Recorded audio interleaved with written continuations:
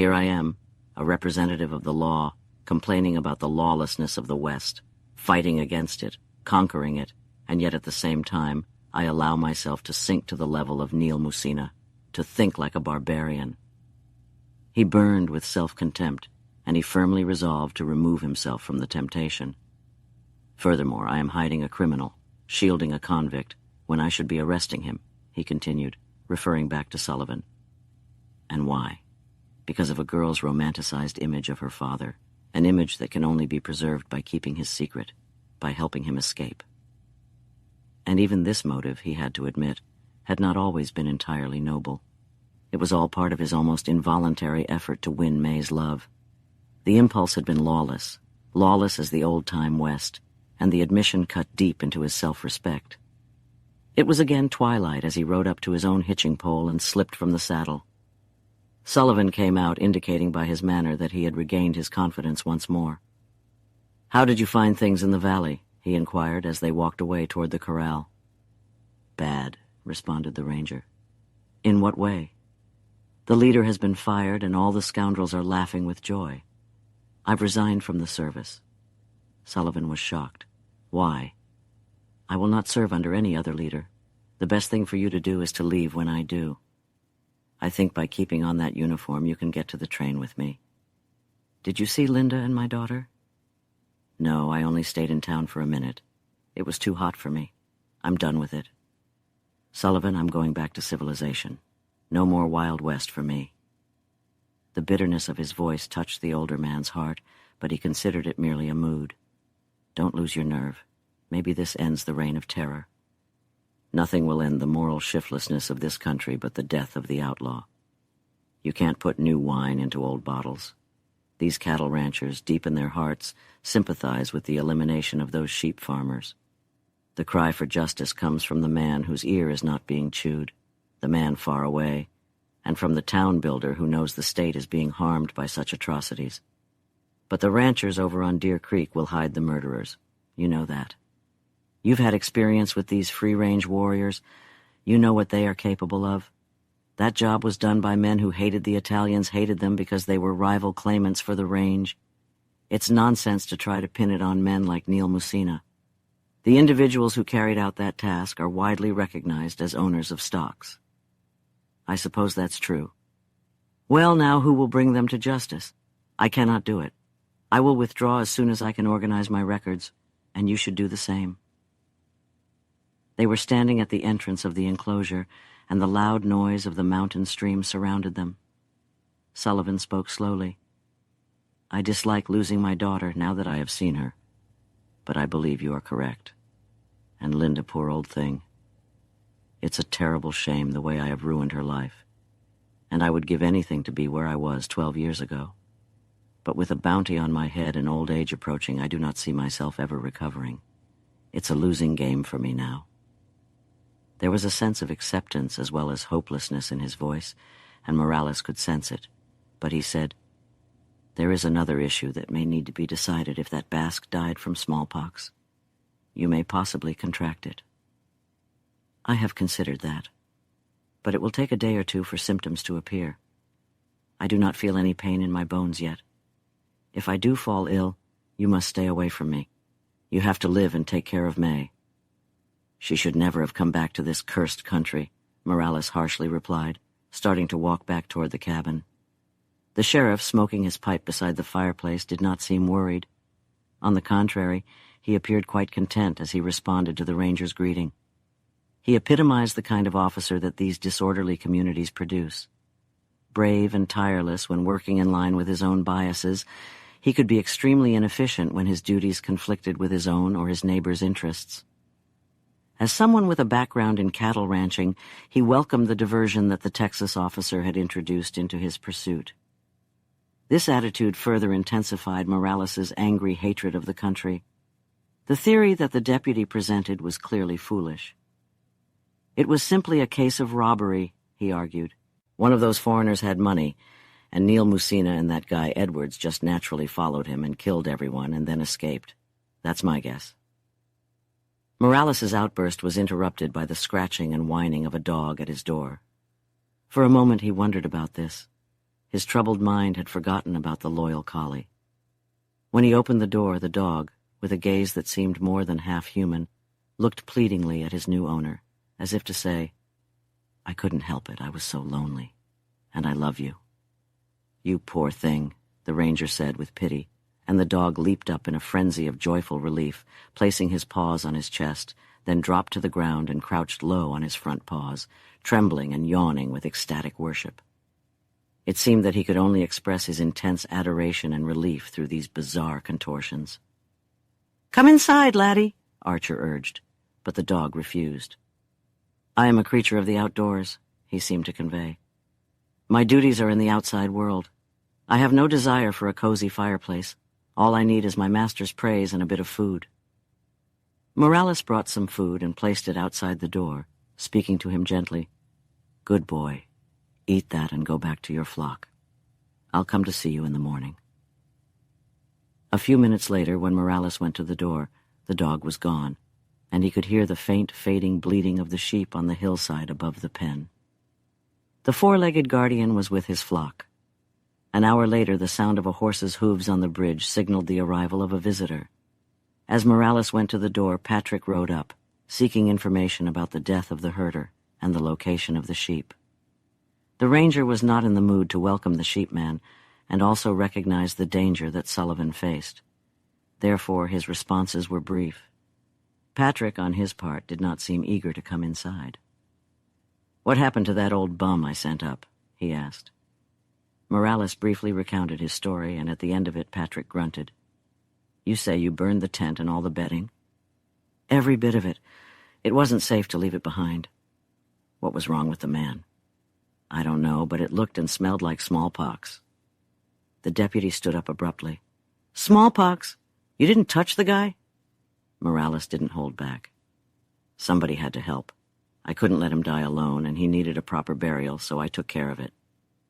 Patrick stepped back a few paces, but the deputy stood there staring, fully grasping the implications. "Were you wearing the same clothes you have on now?" "Yes, but I used a raincoat while handling the body." "Oh, my God." Sweat broke out on the man's face. "You should be arrested." Archer took a step towards him. "I'm at your service." "Stay away," shouted the sheriff. Archer smiled, then turned serious.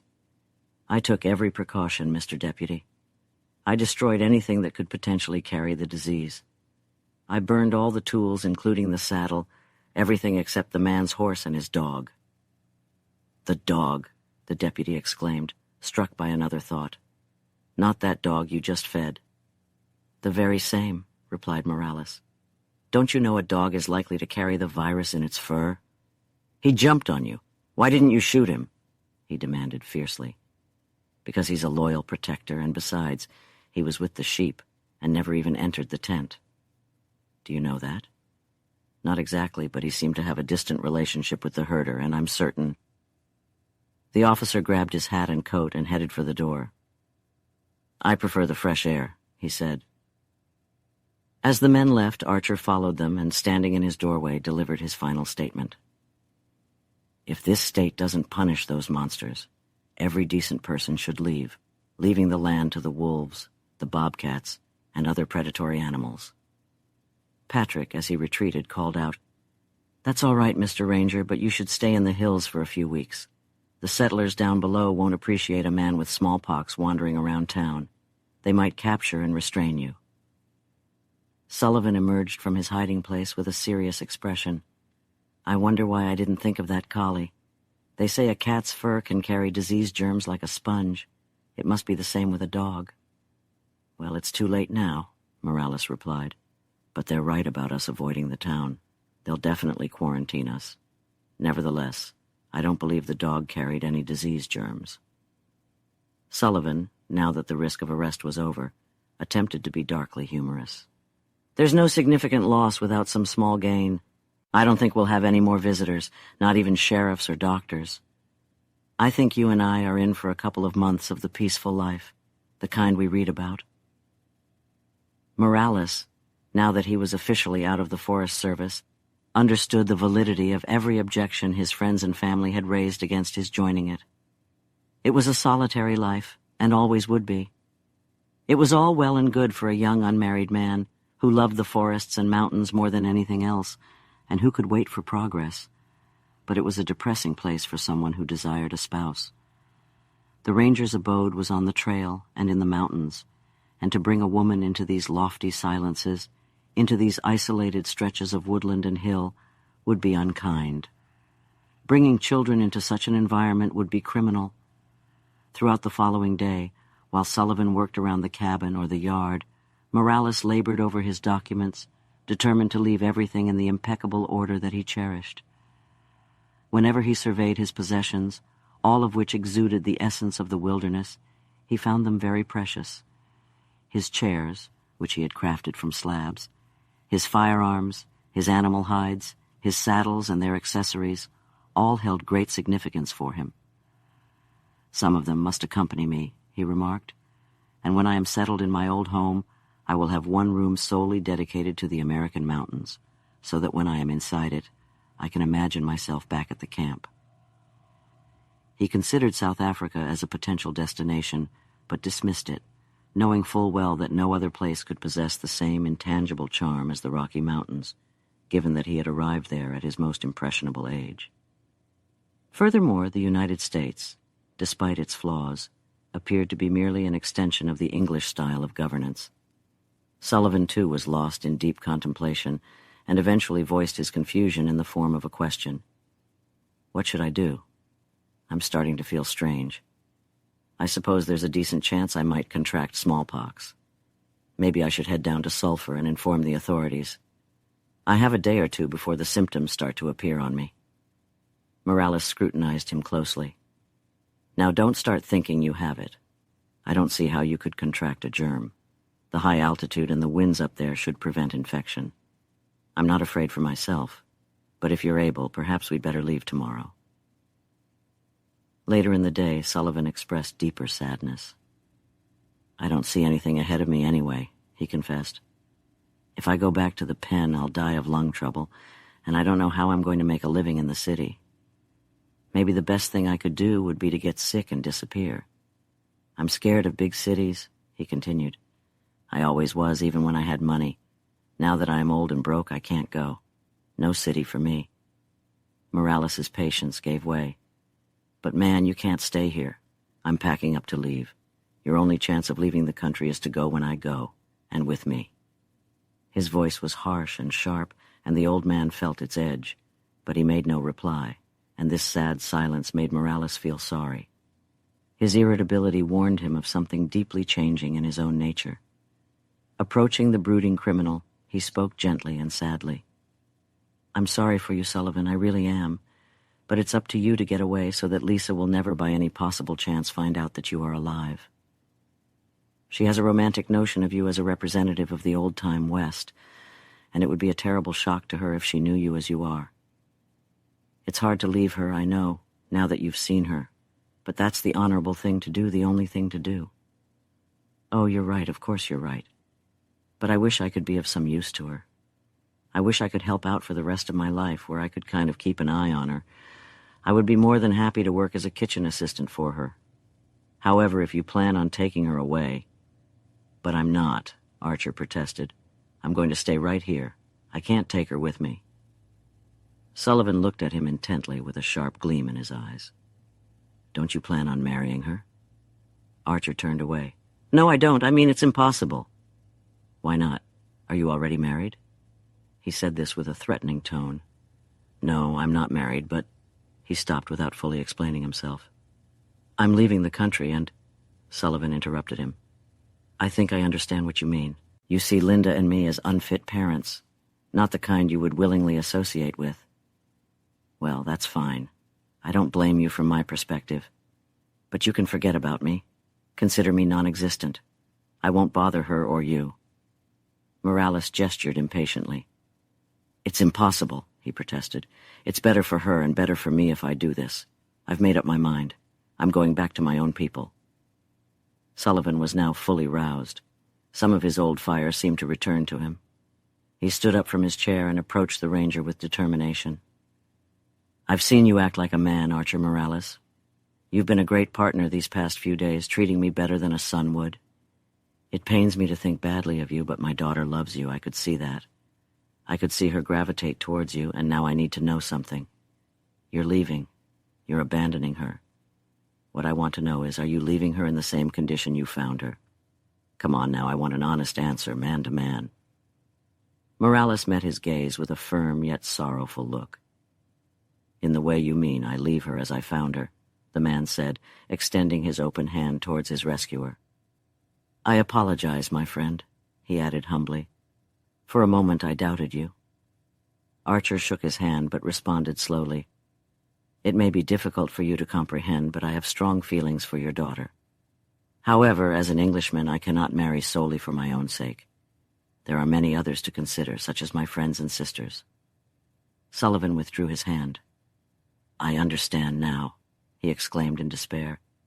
"In my youth we married the women we loved, defying societal norms and even divine authority.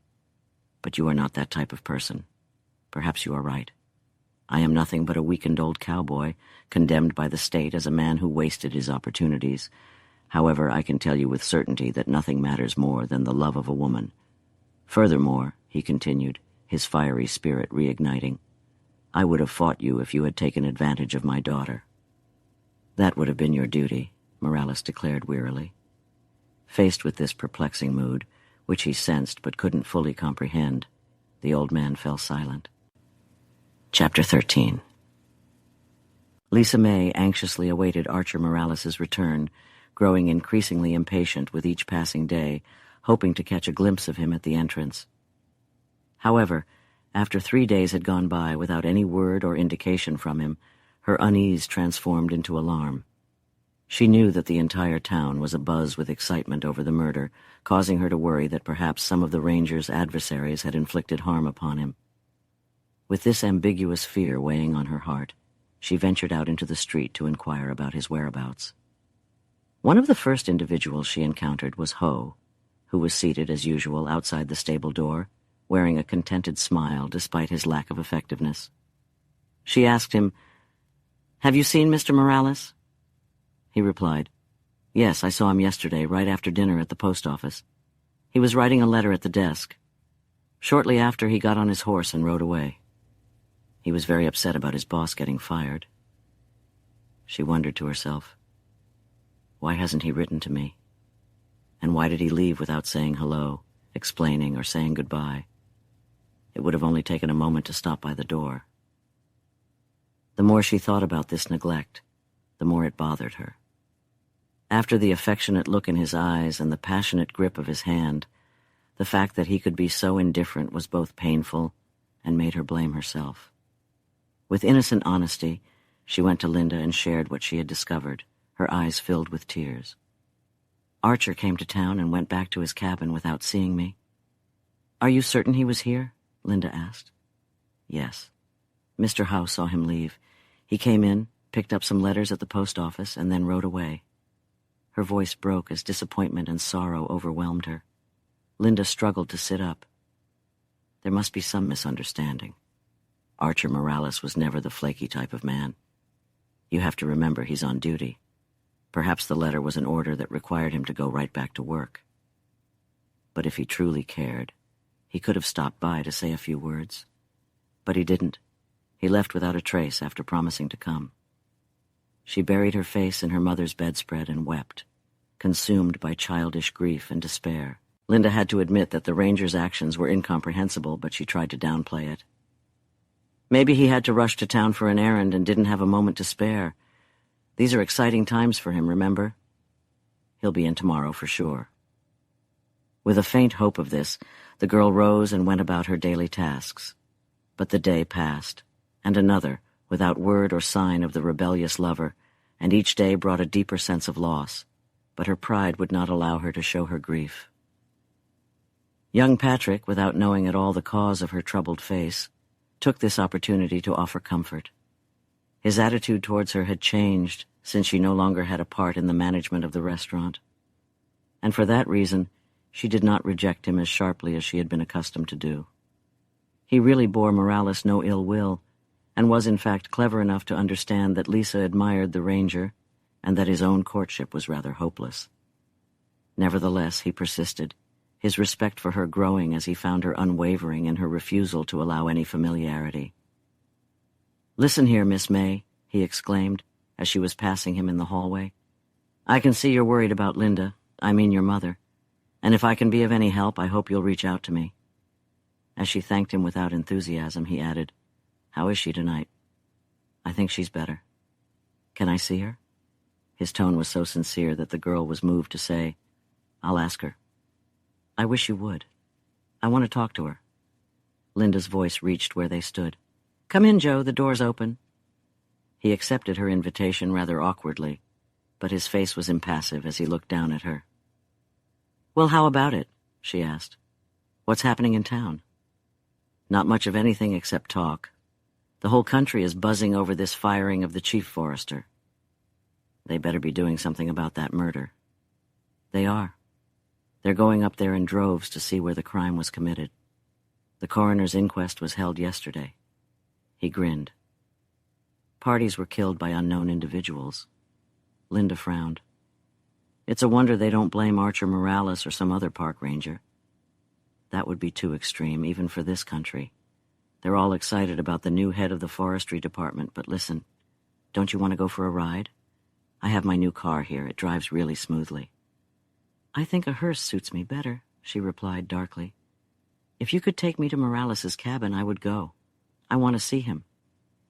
"I can take you part of the way," he immediately responded. "But you would have to ride a horse for the last 10 miles. "I couldn't do it, Joe," she sighed. "These past few days I have felt as weak as a noodle. It's funny how a person keeps going when they have something important to do. I'll tell you what, if you want to take me and Lisa to Sulphur, I'll join you." "Sure thing. What day?" "Not for a day or two. I'm not quite up to it at the moment, but by Saturday I'll be ready to ride again." Joe happily turned to Lisa. "That would be great. Won't you come out for a ride right now?" For a moment, Lisa was tempted. She wanted to escape from this terrible little place and the people who inhabited it. But she didn't trust Patrick, and she knew that everyone in town would be watching her if she went. Besides, Archer might come back while she was away. "No, not today," she finally replied, but her tone was kinder than it had ever been towards him. The young man felt compelled to explain himself to Linda. "You don't think highly of me, and I don't blame you. I haven't been very helpful so far, but I'm going to change. If I had a girlfriend like Lisa May to inspire me, I would be a great citizen. I don't hold my arrest against Morales. I'm ready to move on from that. And as for this other situation, this free-range war that the old man is involved in, I want you to know that I'm against it. Dad knows his time is short. That's what makes him so passionate. But he's just putting on a show, an overly concerned old show. He knows he has no more right to the government grass than anyone else, but he's determined to outsmart the cattle ranchers if he can. Does he know who burned those sheep herders? Of course he knows, but he won't admit it. You see, that old Basque who was killed was also a monopolist. He went after that grass without asking for permission from anyone. Moreover, he belonged to that Mexican-Italian group that everybody hates. The old man isn't upset about that incident. It's money in his pocket. Nevertheless, it's a great opportunity to get back at the cattle ranchers, hence his offering a reward, and it seems like something will actually be done this time. They say Neil Messina was involved, and that old guy who showed me the sheep, but I don't believe that. Whoever did it was paid by the cattle ranchers, without a doubt. The young man's tone and demeanor made a positive impression on Linda. She had never seen this side of him, because he had always treated her as a bartender. She was perceptive enough to understand that her social status had changed along with her promotion from the cash register, and she was slightly more accepting, although she couldn't figure out how to support herself and Lisa. For all these reasons, she was unusually polite to Joe and sent him away feeling very pleased with the success of their conversation. "I'm going to let him take us up to Sulphur," she said to Lisa. "I want to go to the city," Lisa said. She didn't say anything, but her heart sank as she realized that her mother's comment implied that Archer Morales had abandoned them both. His offer for them to join him on a camping trip was just a polite, fleeting gesture. "I'm ready to go," she finally declared. I'm tired of this place. Let's leave tomorrow. The next morning, while they were busy packing for their journey, Cooper pulled up to the door with a young man in a forest ranger uniform. "Go ask Reddy to come in," Linda ordered. "I want to see him." Cooper met the girl at the door and introduced his companion as Mr. Dalton, the district forester. Dalton was a tall young guy with a noticeable southern accent. "Is Morales the ranger in town?" he asked. "No," Lisa replied, struggling. "He was here a few days ago, but he's gone back to the forest." Cooper studied the girl closely, sensing a restrained passion in her face. "How's your mother?" he politely inquired. Lisa smiled weakly. "She can sit up. Will you come in and see her?" "Sure," Cooper agreed. "But I need to talk to you alone. I have something to say." He turned to his superior. "Just go into the cafe, Dalton. I'll be with you in a moment." Lisa May, who had previously been embarrassed by the house, the furniture, the bed, everything, led the way without offering any apologies. It all felt detached now, something they were about to leave behind, like a terrible outfit borrowed during a difficult time. Nothing mattered anymore since Archer hadn't returned. Linda, looking unusually refined and gentle, sat in a large rocking chair with her feet on a stool, her gaze fixed on the mountains visible through the open window. All morning she had felt a profound sense of change, of something slipping away. Now that she was about to leave the valley, its charm appealed to her. She was tearing up a multitude of small roots of whose existence she had previously been unaware. "I belong here," she acknowledged silently. "I'd be homesick anywhere else on this planet. It's rugged and annoying and all that, but so am I. I wouldn't fit in anywhere that Lisa belonged." She acknowledged a particular liking for Cooper, and she had enough insight and worldly wisdom to know that Lisa belonged more to his world than to her own, and that his guidance and friendship were worth more, much more, than that of all the rest of the country, her own included.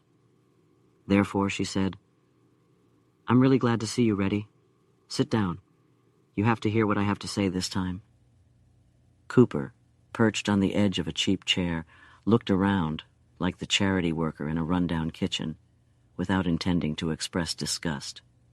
But it was a dismal room to be sick in, and he pitied the woman even more deeply as he remembered her in the days when there was more than enough space for her. Linda began abruptly, "I'm down, but not defeated. In fact, I was planning to come see you this afternoon. Lisa and I are just about leaving for good." "Indeed. Why not go back with me?" "You can take the girl back if you want to, but now that I have the chance to talk to you, I might not go." Cooper's tone was completely friendly as he turned to Lisa. "I came hoping to take you away. Will you come?" "I'm afraid I can't unless my mother goes," she replied sadly. Linda waved her hand urgently. "Go away, child. I want to talk to Mr. Cooper alone. Go, you see." Thus dismissed, Lisa returned to the restaurant, where she found the forester just sitting down to his lunch. "Mr. Cooper will be out in a few minutes," she explained. "Will you join me?" he asked, in the straightforward accent of someone who considers women as equals. "The manager has been telling me about you." She took a seat across from him, sensing an air of sophistication in his smooth, clean-shaven, youthful face. He appeared much younger than expected for a district forester, and his eyes were a gentle shade of brown with faint laugh lines around the corners. He immediately began discussing the purpose of his visit. "Cooper informed me that you are a friend of Mr. Morales. Were you aware that he had resigned?" She looked at him with surprise. "No, not at all. Has he really?" "Yes, the manager received a letter yesterday enclosing his resignation and requesting immediate relief. When I heard about it, I asked the manager to bring me here to meet him. He's too valuable to lose." "Why did he resign?" "He seemed quite bitter about the chief's dismissal, but I hope to convince him to remain in the service. He is too important at this crucial time during the war. I understand that his salary is insufficient, but there are other positions available for him. Perhaps when he learns that I have a personal message for him from the chief, he will reconsider. He is fully capable of taking on the manager's role, and Mr. Cooper is willing to step down in his favor. I'm sharing all of this with you because Mr. Cooper mentioned your connection to Mr. Morales, or rather his interest in you." Sam Patrick entered the room at that moment and headed straight for the Forrester's table. He was followed by the sheriff, an elderly, bearded man with a dirty collar and a dull gaze. Patrick grumbled, "You better keep your man Morales up in the hills, Mr. Forrester, or else someone might take a shot at him." "Why, what's the latest news?" "His assistant has contracted smallpox." "Smallpox," exclaimed Dalton. Every person's jaw dropped, and all eyes turned to the speaker. "Smallpox!" gasped Leitha. Patrick continued, relishing the impact he was making. "Yeah, that Basque herder of mine up near Blacktooth sent a message saying he was sick, so I found this old drifter named Edwards to take his place. Edwards discovered that the guy had syphilis and ran off into the wilderness, leaving him to die alone. Morales went up there and found the guy dead and took care of him. As a result, he's infected with the disease and has passed it on to his apprentice. Both of them need to be quarantined right where they are." "Oh my God, man!" exclaimed Dalton. "This is a serious matter. Are you certain it's smallpox?" "One of my guys came from there last night. I was there myself on Monday, as was the deputy. The sheriff couldn't find Tom this morning, but I reached him by phone, and Morales confessed to us that the Basque died of smallpox, and he buried him himself." The sheriff spoke up. "The criminal aspect of this, Mr. Dalton, is that Morales didn't report the case when he came down here. He just went around spreading the contagion. Why didn't he report it? He should be arrested." "Hold on a moment," said Dalton. "Maybe it wasn't pox. Maybe it was just mountain fever. Morales isn't the type to involve others in an epidemic. I reckon he knew it was nothing more than a fever, and not wanting to frighten his friends, he quietly rode into town and left again." A surge of happiness filled Lisa's heart as she heard Dalton defending Morales. "That's why he rode away," she thought. "He was afraid of causing harm to us." And this belief illuminated her face with a smile, even as the Forrester continued his assumption by saying, "Of course, proper measures should be taken, and as we are going up there, the supervisor and I will ensure that a quarantine is established if we find it necessary." Patrick was not satisfied. Morales confessed to the deputy and to me that he believed the case to be smallpox, and said that he had destroyed the camp and everything connected with it except the horse and the dog, and yet he comes down here infecting everyone he meets. He turned to Leitha. "You should burn the bed he slept on. He has left a trail of germs wherever he went. I believe the man is criminally responsible and should be imprisoned if he survives to return to town." Lisa's mind was now focused on another aspect. What if it is true? She asked herself. What if he has fallen ill up there, miles and miles away from any nurse or doctor? "There's something strange about the whole situation," Patrick continued. "For example, who is this assistant he has? Johnson mentioned an old man in ranger uniform wandering around. Why didn't he send word through him? Why did he let me come to the door? He could have exposed me to the disease. I'm telling you, if you don't take care of him, the people of the county will." The Forrester looked serious. If he knew it was smallpox and failed to report it, he certainly did wrong. But you say he took care of this poor shepherd, nursed him until he died and buried him, taking all precautions. You can't complain about that, can you? That's the action of a good ranger and a brave man. You wouldn't have done it, he concluded, addressing Patrick.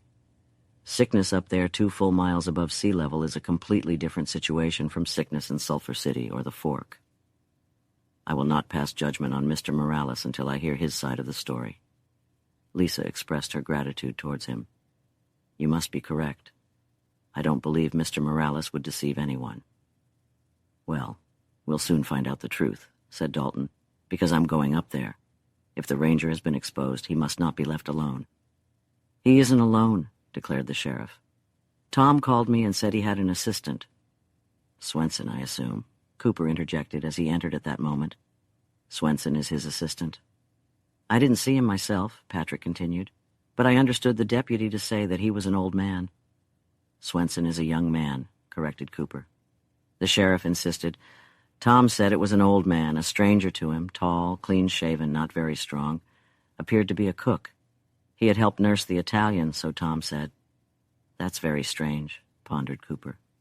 There isn't an old man working for this forest. There must be a mistake somewhere. Well, concluded Patrick, that's what he said. I initially thought it might be that old homeless man Edwards, but this guy is in uniform and clean-shaven. His expression changed, his voice grew deeper. Say, by God, I believe it was Edwards. And furthermore, Edwards is the criminal that the Texas marshal was pursuing the other day, and this man Morales, your esteemed ranger, is harboring him. What nonsense, exclaimed Cooper. The sheriff slammed his hand on the table. That's the entire mystery. I understand it all now. He's up there hiding this man. He's spread this smallpox scare just to keep the authorities away from him. Now you've got it. The intensity in his voice attracted the attention of the remaining people in the dining room, and Lisa found herself surrounded by a dozen excited men. But she didn't flinch. She was too deeply concerned about Morales's fate to be afraid. And besides, Cooper and the forester stood by her side. The supervisor was shocked by Patrick's accusation and by certain confirming facts in his own possession, but he defended Morales bravely. You're insane, he replied. Why would Archer do such a foolish thing? What is his motive? What interest would he have in this man Edwards, whom you call a hobo? He can't be a relative and certainly not a friend of Morales's, for you say he is a criminal. Come on now, your hatred of Morales has gone too far. Patrick was somewhat calmed by this touch of reason, but replied, I don't know what relation he is, but these are the facts. He's hiding an escaped criminal, and he knows it. Dalton chimed in. What's the point of loudly judging a man like Morales before you know the facts? He's one of the best and most capable rangers in this forest. I don't know why he has resigned, but I'm sure... Has he resigned? Asked Patrick eagerly. He has. A damn good thing for him. I was about to start a petition to have him fired. If all the cowboys in the valley had signed a petition against him, it wouldn't have made any difference, replied Dalton. We know a good man when we see one. I'm here to offer him a promotion, not to punish him. Lisa, looking at the faces of these men and seeing disappointment in their expressions, lost the sharp sting of her own humiliation. In the midst of such a battle like this, how can he find the time or thought for me? Painful as the admission was, she had to acknowledge that she was a very insignificant part of a very large campaign. But what if he becomes sick? Her face grew pale and determined, and her lips bitter. That would be the final tragic blow, she thought, to have him fall ill from caring for one of Sam Patrick's shepherds. Aloud, she said, His resignation comes at just the right time, doesn't it? He can now vomit without any negative impact on his job, Dalton replied. The manager has not accepted his resignation. On the contrary, I will offer him a higher position. His career as a forest worker is just beginning. It would be foolish for him to quit now, especially when there are opportunities for advancement. I will soon be able to offer him the supervision of a forest. As they conversed, Lisa felt herself sinking while her lover thrived. It was all true. The forest worker was correct. Archer was capable of any task they could ask of him. He was too skilled, too intelligent, and too manly to remain in the forest, despite the heroic nature of its duties. During this discussion, Linda, limping painfully, appeared. With a cry of surprise, Lisa stood up to greet her. Mother, you must not do this, she waved her off. I'm fine, she said, except for the large marbles in my slippers. Then she turned to Dalton. So what's going on? Is it true that Archer is in trouble? No. As far as we know, he is well. Well, I'm going to find out. I don't intend to sit here and have him up there without a cook or a nurse. At that moment, a tall, fair young man dressed in a ranger's uniform entered the room and walked directly to where Lisa, her mother, and Cooper were standing. Mr. Manager, Morales has sent me to inform you that he needs a doctor. He has a sick man up at the station, and he's afraid it might be a case of smallpox. He turned to Lisa. He told me to tell you that he would have written, but he was afraid to even send a letter. What does he need? Cooper asked. He needs medicine and food, a doctor, and he should have a nurse. That's my job, Linda said. Nonsense, Cooper exclaimed. You're not fit to ride a mile. I won't allow you to go. You wait and see. I'm leaving and you can't stop me, said the forester. Who is the man with him? He asked. I don't know. An old shepherd, he said. He said he could take care of him all right for now, but if he were taken down himself... Lisa's increasing emotions broke out in a small cry. "Oh, Mr. Cooper, please let me go too. I want to help. I must help." Cooper replied, "I'll call Sulphur City and ask Brooks to get a nurse and come down as soon as possible. Meanwhile, I'll go out to assess the situation." "I'm going too, I'm telling you," announced Linda. "I've had the curse disease, and I'm not afraid of it. We had 3 episodes of it in my family. If you take me up there, I'll take care of the rest." "But you are unwell." "I was, but I'm not anymore," she confidently replied. "All I needed was something to do. Archer Morales has been like a son to me for 2 years. He's the only man in this country I'd do anything for, except for you, Reddy, and it's my responsibility to support him through this difficult time." Despite all the objections, she got her way. She returned to her room to gather the necessary clothing for her stay in the hills and waited for Cooper to send a car for her. "I can't ride a horse anymore," she sadly admitted. Lisa's secret was no secret to anyone there. Her wide eyes and heaving chest showed the deep turmoil in her heart. She was filled with fear that Archer might already be in the clutches of his detestable enemy. The fact that it had come to him through a brave and honorable act only made the situation more tragic. Chapter 14. Morales had been closely monitoring Sullivan, and when one night the old man started complaining about the pain in his bones, Morales made a quick decision. "You've got COVID-19, he said. "It's our responsibility to relocate to the valley tomorrow." Sullivan objected, stating that he would rather die in the mountains than in the valley. "I don't want Lisa May to find out, but if it seems like I'm deteriorating, I'd like Linda to be informed that I didn't forget about her and that I returned to check on her. I hate to be a burden to you, so I'll go down to the valley if you insist." As Archer was about to go to bed that night, he heard a horse crossing the bridge. Wanting to warn the rider of the danger, he went to the door and shouted, "Stop! Who's there?" "A friend," replied the stranger weakly. Archer allowed the visitor to approach the porch. "I can't invite you in," he explained. "There's a sick man inside. Who are you and what can I do for you?" Despite the warning, the rider dismounted and stepped into the light emanating from the doorway. "My name is Dunn," he began. "I'm from Deer Creek." "I recognize you," the ranger responded. "You're that rancher I saw working in the ditch the day I went to make a phone call, and you've come to tell me something about that murder." The other man started to cry. "I'm a law-abiding citizen, Mr. Morales," he began, his voice trembling. "I've always obeyed the law and never intended to be involved in that incident. I was forced into it against my will. I've come to you because you're a federal law enforcement officer. You don't belong here. I trust you. You represent the president, and I want to share what I know, but I want you to promise not to implicate me. I'm a man of a family, and I can't stand for them to know the truth." There was deep agitation and complete sincerity in the rancher's choked and hesitant speech, and Morales turned cold with a premonition of what he was about to reveal. "I am not a law enforcement officer, Mr. Dunn, not in the way you mean, but I will respect your wishes. I know that you are not an officer of the county law, but you're not a cattleman. It is your job to maintain peace in the wild country, and you do it. Everybody knows that. But I can't trust the officers of this country. They're all afraid of the cowboys. You're not afraid, and you represent the United States, and I'll tell you. I can't bear it any longer," he wailed. "I must tell somebody. I can't sleep and I can't eat. I've been like a man in a nightmare ever since. I had no part in the killing. I didn't even see it done. But I knew it was going to happen. I saw the committee appointed, the meeting that decided it was held in my barn, but I didn't know what they intended to do. You believe me, don't you?"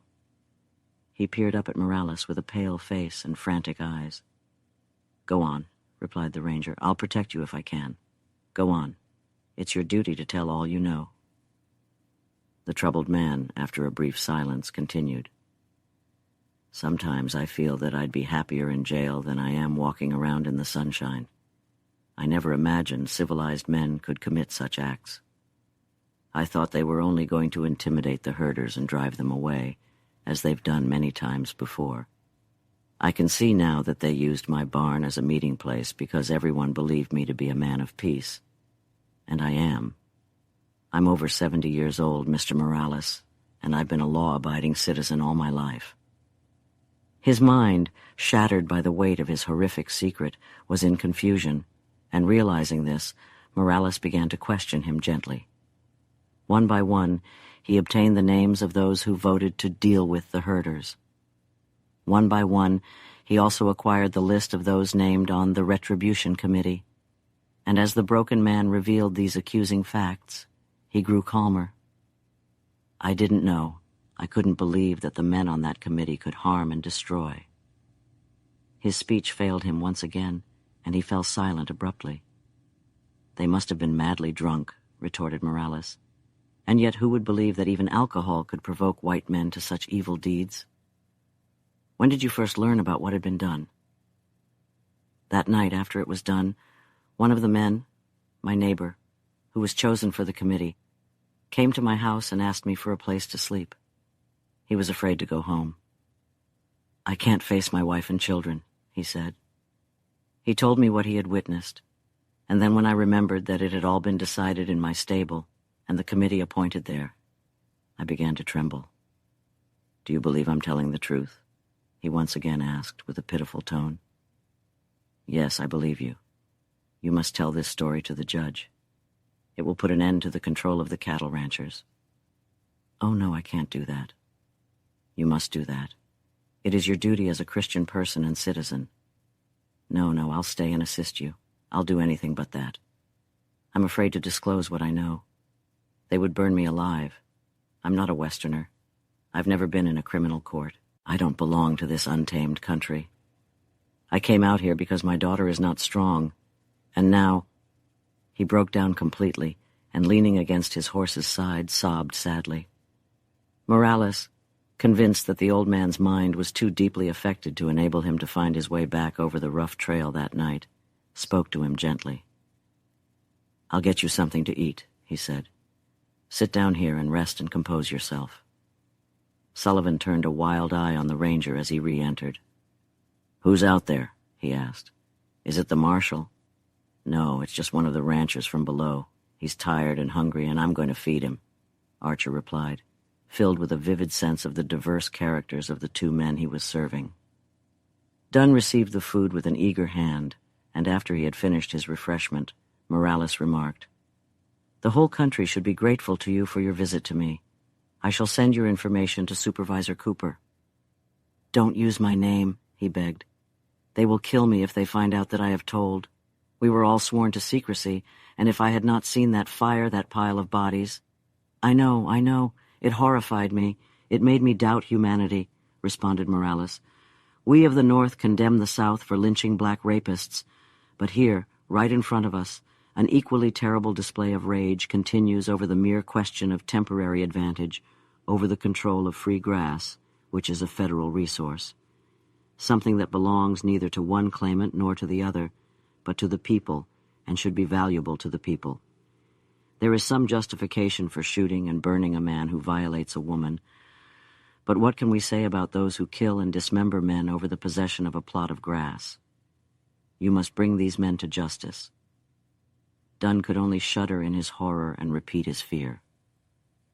"They'll kill me if I do," Morales finally said. "You must not attempt to ride back tonight. I can't give you lodging in the cabin because my patient has smallpox, but you can camp in the barn until morning, then ride straight back to my friend Cooper and tell him what you've told me. He will see that you are protected. Make your statement and leave the country if you are afraid to stay." In the end, the rancher promised to do this, but his tone was that of a broken and distraught old person. All the significant parts of his life seemed suddenly shifted. All the standards of his life that were once organized and fixed were now confused and spinning. Morales, understanding some of his struggle, pitied him deeply. It was ironic that the innocent man should suffer madness while the guilty ones calmly continued their business of grazing their cattle on stolen land.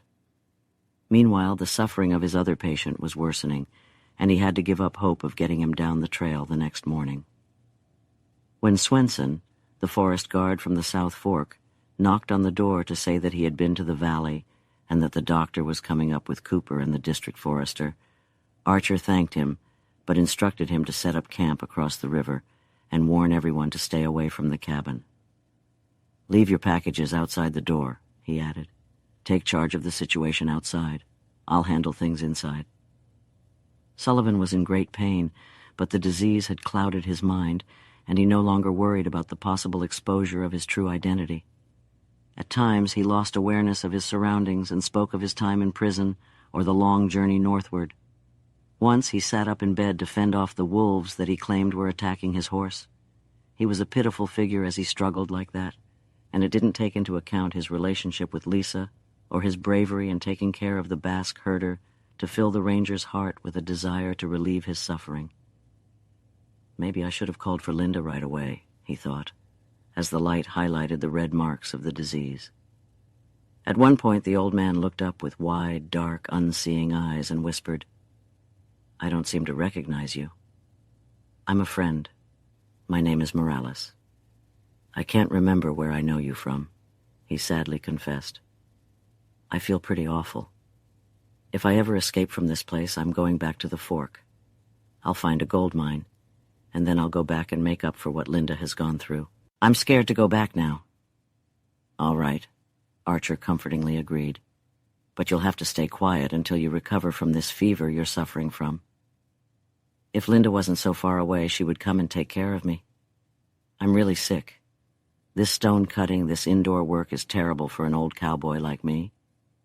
Swenson returned to say that probably Cooper and the doctor would arrive at the station by noon, and from then on, because Morales anticipated their arrival, the hours passed painfully slowly. It was after 1 o'clock when Swenson announced that 2 teams were approaching with 3 men and 2 women in them. "They'll be here in 30 minutes. The ranger's heart skipped a beat. 2 women. Could one of them be Lisa May? What madness. What sweet, desperate madness. And the other one couldn't be Linda because she was too weak to ride such a long distance. "Stop them on the other side of the bridge," he ordered. "Don't let them cross the creek under any circumstances." As he stood at the doorway, the flutter of a handkerchief, the waving of a hand, filled his heart with excitement and brought tears to his eyes. It was May. Linda did not wave a handkerchief or wave a hand, but when Swenson stopped the car at the bridge, she said, "No, you don't. I'm going across. I'm going to see Archer, and if he needs help, I'm going to roll up my sleeves and take action." Morales saw her approaching, and as she came close enough for his voice to reach her, he called out, "Don't come any closer! Stop, I tell you!" His voice was firm. "You must not come a step closer. Go back across the boundary line and stay there. Only the doctor can enter this door. That's final." "I want to help," she protested. "I know you do, but I won't allow it. This quarantine is real, and it stays." "But what if you yourself get sick?" "We'll deal with that situation when it arises. I'm fine so far, and I'll ask for help when I need it." His tone was authoritative, and she obeyed, complaining about his youth and the importance of his life to the service. "That's all very nice," he replied, "but I'm involved, and I don't intend to expose you or anyone else to the contagion." "I've had it once," she asserted. He looked at her and smiled in acknowledgement of her deception. "No matter. You're unwell, and might contract it again, so go back. It's very kind of you and of Lisa to come, but there isn't anything you can do. And here's the doctor," he added, as he recognized the young student who passed for a physician in the town.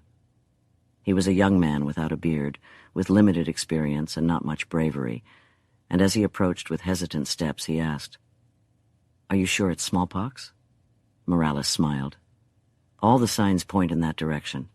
The recent arrival of Basques probably brought it from the lower class section of the ship. I've heard they've had several cases over in the basin." "Have you been vaccinated?" "Yes, when I was in the military." "Then you're all right." "I hope so."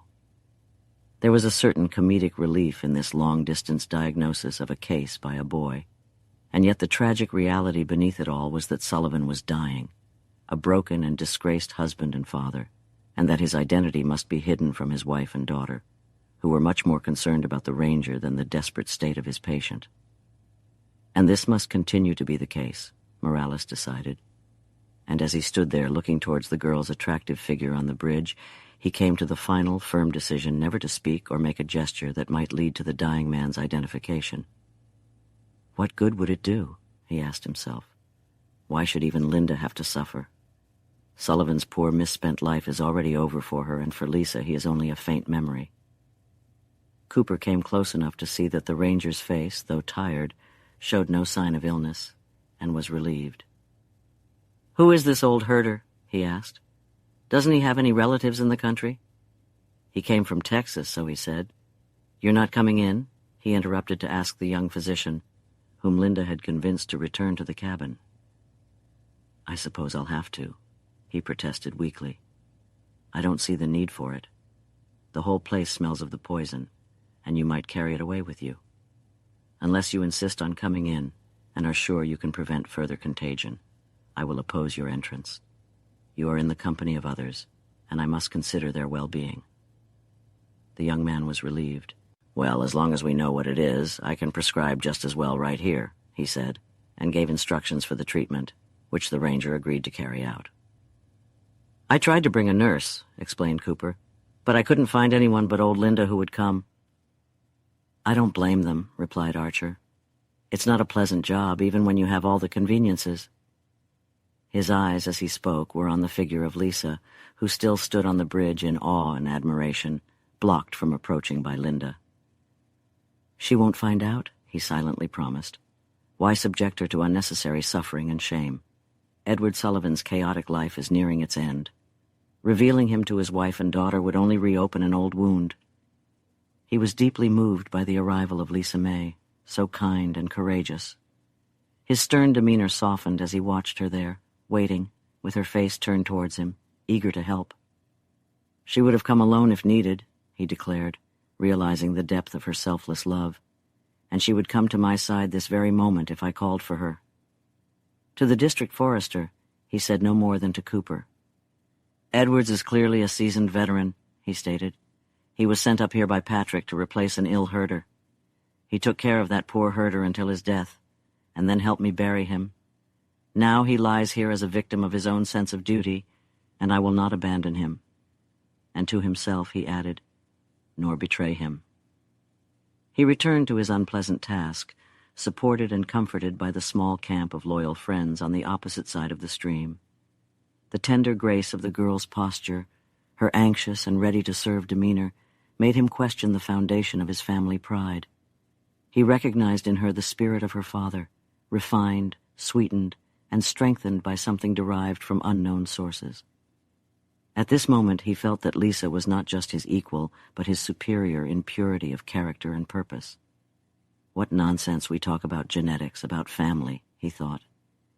Standing over his patient's wasted body, he asked again, "Why should we even let Linda know? To her, Ed Sullivan is dead. She remembers him now as a young, charismatic, powerful horseman, a magnificent creature, a picturesque lover. Why break her heart by allowing her to see this ruin of what was once her pride?" As for Sullivan himself, nothing really mattered. He occasionally spoke of the past, but not as someone who yearns for the return of happy days. Instead, he spoke like someone murmuring a half-forgotten song. He no longer called for his wife and child, and if he had, Morales would have reasoned that it was a sign of weakness. Morales believed that Sullivan's better self, his true self, would still want to protect his secret from his daughter. And this was indeed true, because during one of his clearest moments, Sullivan reiterated his desire to die as a stranger. "I'm going out like the old-time West, a shadow of what I once was. Don't let them reveal my identity, just say, 'An old cowboy lies here.'" Morales's attempt to change Sullivan's hopeless tone was unsuccessful. Weakened by his hardships and his time in prison, he had little energy left to fight such an adversary. Shortly after this brief speech, he slipped into a coma that continued to hold him tightly as night descended. Meanwhile, realizing there was no chance of helping the ranger, Cooper and the forester prepared to return, but Lisa, supported by her mother, refused to go with them. "I'm going to stay here," she said, "until he's safely out of it, until I know that he is completely safe." Cooper didn't urge her to return as forcefully as Dalton expected him to, but when he understood the girl's desire to be near her boyfriend, he took off his hat and nodded to her. "You are absolutely right," he said. "This is where you belong." Cooper praised Linda for supporting her daughter's decision and expressed his belief that Archer would survive the epidemic.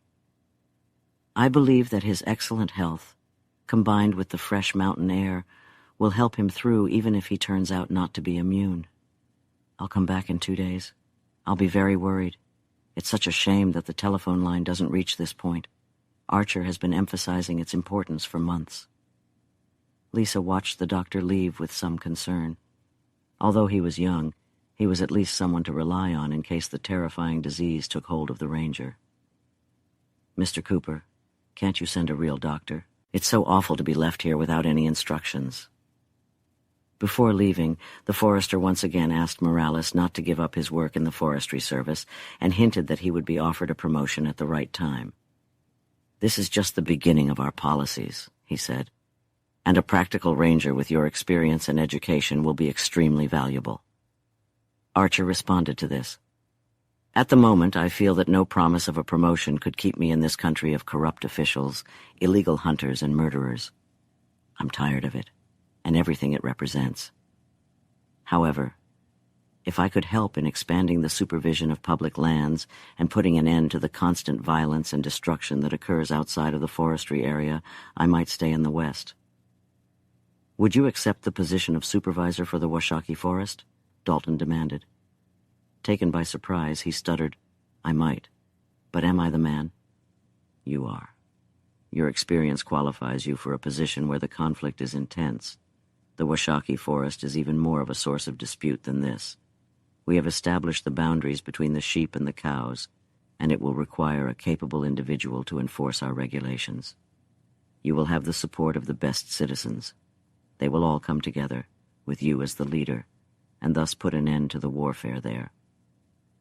It can never come to an end until the government assigns rangers to oversee every section of public lands and establishes the grazing boundaries as we have done in this forest," replied Morales. "I understand. But achieving that requires a complete transformation in the entire system." Then his impressive young face brightened. "But we will achieve it. Public opinion is shifting in our favor.